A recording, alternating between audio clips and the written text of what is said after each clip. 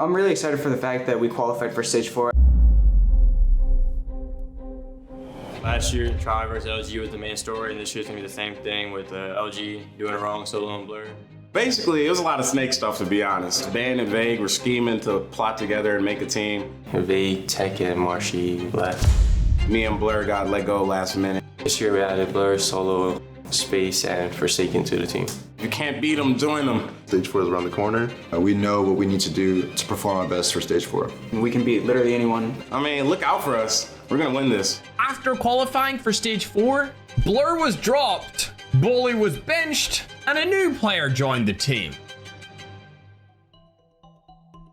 What was your feeling about that whole situation of dropping Blur and looking for somebody else to pick up? Well, I wasn't much a part of the Blur dropping process. I found out the day that he was getting dropped, After stage 3, when I was playing with Dice, I was just chilling, minding my business, and I got a call randomly from Forsaken, and then it was like, do you want to join Tribe? I was like, well, what are you talking about? It was like, oh yeah, because we're thinking about dropping Blur. So when they picked up Bolu, Hud called me when I was in Germany saying they're gonna decide whether to drop me or Blur, and they ended up choosing to stick with me. Blur didn't get dropped for playing issues. Like, if we're talking quality of a gamer, I just don't think he worked on this roster. it was just out of game stuff that we needed to drop him for because it was just too much. Whatever the team wants to do is their decision. I do still stand by my word. He wasn't a good fit for this team. It's not because he's a bad player by any means. If the team wants to go in that direction, that's their choice, and I've always been a support them.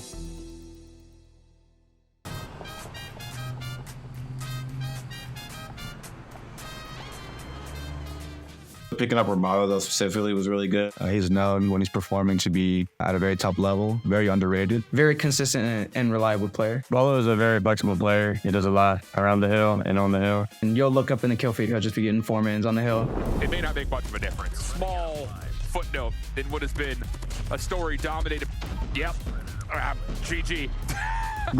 Great player. If there was anyone that I could actually attribute to a flame, Roballo could do it. I think a lot of people looked at that roster change. You drop Blur, you pick up Bolu. Blur's a good KD player. Why would you drop Blur? He's gonna do what he has to do, and he's gonna do it well. I don't think I could ask for a better, just straight up SMG.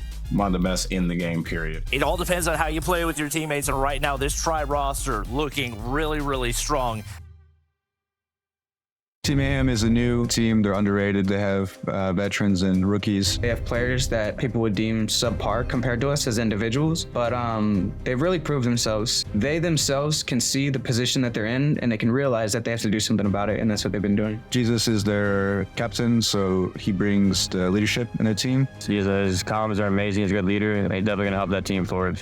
I think the addition of Blur will help them out a lot because I think Kings is lacking a little bit in the AR route, and I think Blur would definitely be able to, bring that to the table. So it's a good combination of players to possibly make an upset run. Playing Blur again, looking forward to it. Definitely has a chip on his shoulder for us dropping him, but I think he has a good chance to bounce back. I know that gun skill wise and other aspects that we're definitely at the top. I'm really excited for stage 4.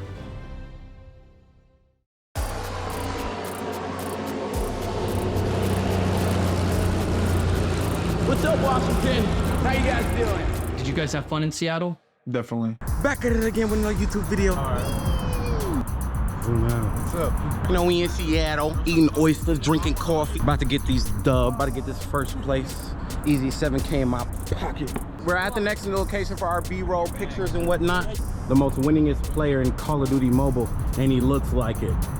Look at him. And then we got 12th place. 9. 12th place. First place. Too young. What were you most excited for coming to Seattle playing stage 4? I was most excited for probably seeing the team again. Fit check. Oh, we got the Tribe merch on release. We got the Tribe. We got the Tribe sweat. We got the Air Force One. Air Force One. Why he got the chanclas on? That boy don't got no real shoes. I've strengthened my bond with the team, especially with Jez. Says we're roommates, so we talk every day, we laugh and make jokes. We have oysters in the hotel. I got a good controversial question. Oh, okay. Talk to me. There's no way this is going in the video. There's actually no shot. There's no way. There's like absolutely no way. I'm having a lot of fun in Seattle with the team. I'm I'm growing closer with them every single day. I've been here. Ain't getting what? You know what I'm saying? Oh, whoa. Don't touch the camera now. It's worth more to you. How much? 3 million. Look at the blues. Oh my God. Okay, I'm getting to it right. Yo, I'm not gonna lie. I was lied to. I was told there's gonna be furries at PAX West, and I haven't seen one. Like, are you kidding me? Where the furries at, man? My dream was always to meet a furry. You feel me? I got robbed. Got lied to. Not lying. Oh yeah, we was. Y'all saw one? Yeah, at the hotel. Well, actually? Yeah. It was a really good one. Real good one. They spent like 5K. You just like a dog. You would have loved it. Oh, I missed out. What have you been enjoying at PAX West? What have you been surprised to see? What's been, unsurprising? What do you want to see more of? Nothing. Bro, what are these dry ass answers, man? Oh, my boy Saken. What do you got to say to the people? He didn't mean it, guys. Don't worry. These guys, man. Coming at you, it is going to be Tribe Gaming, our second seed, coming up against Team Mayhem, the artist formerly known as Simplicity. They've got Tribe Gaming in front of them, a prolific mobile organization and a prolific team. For me, not playing this tournament, it was definitely odd since I've played every major since 2019. Definitely, it's more nerve-wracking watching than actually being in the game playing, but definitely a new experience for me. Oh, this is going to be tight. Map number 1 is going to be Takeoff. I am eager to see what they're going to eke out here. Last ideas. Oh, we'll see how things go. What happened with that hard point against Mayhem? Yeah, hard point against Mayhem did not go our way. Though when it comes to Mayhem, they need to find a way to control it very well when it comes to those spawns, and they are winning the gunfights in the front side. Oh, massive double up from the side of Jesus Saves. They've got themselves a 10-point cushion and more kills on top of that. The first match against Mayhem, I was not expecting it to turn out like that, the way it did. Majority of times we lost like 15 seconds here and there. The rotations, just having to always break a lot of hills was costing us a lot. They literally exploited us for what we were. And all of a sudden, Tribe, they're looking to kind of force the play, but they're late to the party here. Kings able to get the Annihilator out. The War Machine also here for Blur, and Team Mayhem are throwing the kitchen sink at Tribe Gaming early. They came in prepared. They did their homework. They did a lot of work. They studied us. They voted. They put a lot of work. They grinded, and then it just paid out well for them. 50-point, the current gap, and Tribe Gaming have really spent quite a bit trying to work their way through, not finding much at all. And this is just about as perfect as it gets when it comes down to a rotation overall. They saw what we were doing. They knew we weren't practicing. There's no excuses that need to be said. That's exactly what happened.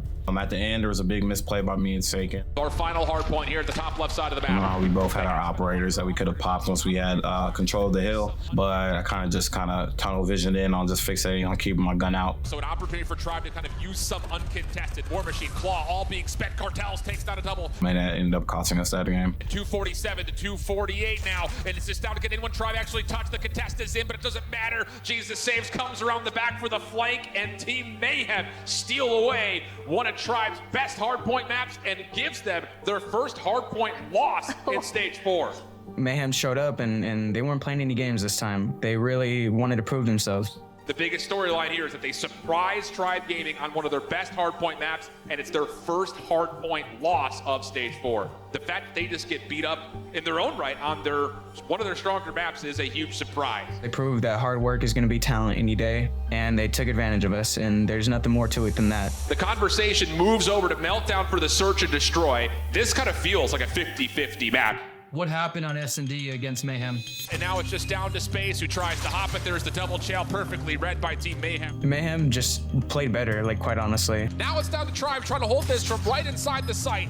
Solo gets the first, slips away. They have a sound cue, could turn this into a double, but no, gets turned on. S&D is always our mid-round adjustment. Stuff starts changing, people start adapting to how we're playing, and we don't counter-adapt. We're not a very reactive team in that sense, and I think that's something we need to work on for sure. It wasn't that they made a lot of good plays, it's that they did what they should have whenever we made a lot of mistakes. And with that, it's just straight gas, no brakes. Team Mayhem wipe the floor. And no, do not adjust your monitors. They are up 2-0 on Tribe Gaming. This is new to them, being down 2 maps so quickly in a critical series. Last time Tribe faced off against Mayhem, it was a 3-0 for Tribe, but things are going a little differently this time around. Yeah, I agree. It's much different than we expected, but Tribe is known for coming back in difficult positions, so I think it's important for the team to stay relaxed and play their game. And now we're going in through Control, where it is Raid, where we do get to see Mayhem. This is a really good map choice for them. It is. You would hope to see something a little bit more favorable towards Tribe, considering we have to somehow build the narrative towards a reverse sweep. So we'll see how it all fares. So Control got reworked about 2-3 weeks ago. Like, there's a lot of info that can be gained from whenever you're spawning in on the map. Definitely Kitchen is a point of contention if you want to go either for that alpha control. Raph wins 2 essential gunfights. Jess gets the read on him though, able to turn around, and Raph gets that. We weren't really making these like recognitions of what's happening. We're spawning in specific parts that give you so much info without like stuff that has to be seen. We're just kind of not paying attention to it, full sprinting, and just moving forward. They can smell blood in the water. Claw is out. Raph is getting to work. Down towards the low ground, he even finds another. Raph even bounced to get Jez. It's just sheer destruction. Team Mayhem, unrelenting. And then once we realize what's going on and we try to recover, like the deficit's just too big. We lost 3-0 to Mayhem. Oh my goodness. Team Mayhem will surprise Tribe with a 3-0 in our second match. From the outside looking in, my thoughts on the team's performance this tournament was, in my opinion, very embarrassing. I mean, coming into LAN, we got overconfident. I definitely think we were a little overconfident, and we were just kind of skipping out on a lot of practice when we shouldn't have. I mean, to be honest, we bullshitted. Like, the month leading up to stage 4, we didn't scrim barely. I think we had probably a good total, like 3 days worth of scrims, like in terms of consecutive hours. When we did scrim, we'd scrim for like an hour and get off. Or like if anybody was late, we'd call it early. Like we were bullshitting the entire time. Like we were going into it like thinking that no matter what, we're going to stage 5 with a team like Devious in the game. We're assuming that no matter what happens, win or lose, we're gonna be good. With that, Tribe Gaming will qualify as our 3rd team from North America to make it to World Championships. GG's to Devious. They made it here in a way that a lot of people doubted them. I mean, like, cause going into it, Devious should have been a free win. So like, they weren't even like in my mind for real after the game. So we just went into it like kind of half-assing. First days in the books, how are you feeling? So I was still pissed about the 3-0. Like, yeah, obviously we're alive. We make it to stage 5. That's great and all, but I mean, we had just came off a 3-0 loss and we're about to play them again. Welcome to our final day on the PAX West stage. Tribe versus Mayhem is going to be our matchup to determine who takes on Luminosity Gaming in that grand finals. Tell me, how did you and Tribe end up spending your evening prepping for today and the matches to come? Leading up to our next match against Mayhem after the 3-0, I think we actually responded pretty poorly. We just ended up going to the hotel, VODing a little bit. In our VOD session, we had players still chalk it up to excuses, and we just try to move on, get over it. Which is like something you can't do. Like, if you have to learn from your losses or you're gonna repeat them, which is exactly what we did. We got 3-0'd, we didn't adapt, we didn't learn from it, and then we got 3-0'd again. Team Mayhem does it again in the same way that they did yesterday. A 3-0 up against Tribe. We kind of knew what was coming. We knew what was wrong, and we weren't fixing it. So it just kind of goes to show that it's not going to get fixed in the rest of the games. Goes to show like the type of mindset we had going into the game and where we were. Like, I can safely say that we did not have a pros mindset going into this tournament. I feel like there's a lot to take from here. I feel like there's a lot to develop as a person from these games that happened. And I feel like ultimately that is going to excel us to the World Championship. So definitely this is a good wake-up call. We got to get our shit together. All we got to do now is just, go back to it, watch it, learn from the mistakes we did, and just get better for stage 5. What does this next 2 months look like for the team? If this next 2 months isn't practicing every day, doing what we got to do, VOD, taking any type of advice, anything we can, everything that we learned. I mean, Mayhem taught us stuff. If we don't take that and turn it into what we need to win another championship, then I don't know. Finally have set the stage for ourselves. I think we're finally being put into the right mindset of what we need to do to win. And I think now it's all about execution. We have to just go there and get the job done.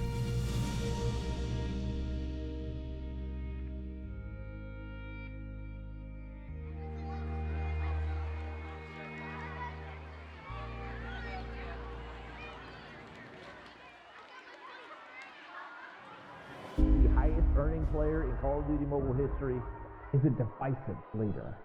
Bolu is just on a different level.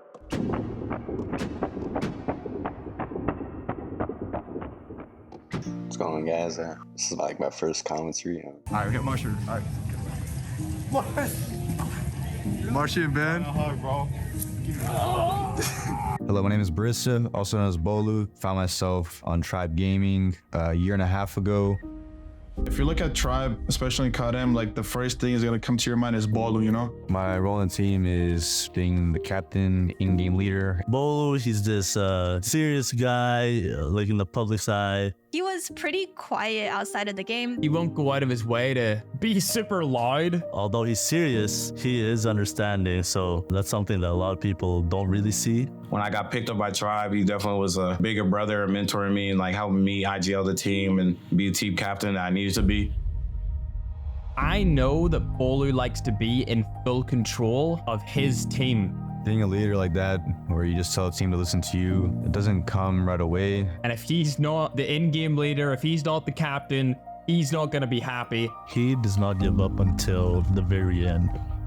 He's a great leader. He always knew how to get the job done and win. Don't use your operator's card, please. Save them for defense only, because all we have to do is win 3 defensive rounds to win the tournament. All the years that I played with Bolu, that one game-changing call-out he made was the best one of his whole career. He's not here for no reason. Bolu is the most winningest player in COD Mobile. Tribe Gaming, they are your Western Regional Champions. And a new king is crowned, the world champions of COD Mobile, Tribe Gaming.